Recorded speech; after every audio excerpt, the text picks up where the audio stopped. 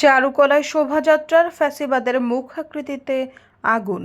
নববর্ষের শোভাযাত্রার জন্য তৈরি করা ফ্যাসিবাদের মুখাকৃতি ও শান্তির পায়রা মোটিফ আগুনে পুড়ে গেছে। তবে কিভাবে এই আগুনের সূত্রপাত তা এখনো শনাক্ত করতে পারেনি আয়োজকরা।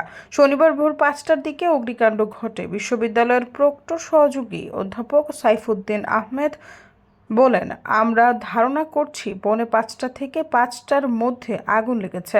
তবে কিভাবে এই আগুন লেগেছে তা এখনো নিশ্চিত হওয়া যায়নি। সরেজমিনে দেখা গেছে আগুনে ফ্যাসিবাদের মুখাকৃতি ও শান্তির পায়রার যে মোটিফ তৈরি করা হচ্ছিল সেগুলোতে আগুন লেগেছে। বিশেষ করে ফ্যাসিবাদের মুখাকৃতি পুরোপুরি পুড়ে গেছে, তবে শান্তির পায়রা মোটিফের অর্ধেক অংশ পুড়ে গেছে।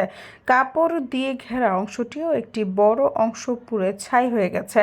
আগুনের সূত্রপাত জানতে সিসি ক্যামেরার ফুটেজ চেক করার কার্যক্রম চলছে বলে জানা গেছে। সৈয়দা ফারিয়া, সমযোগ।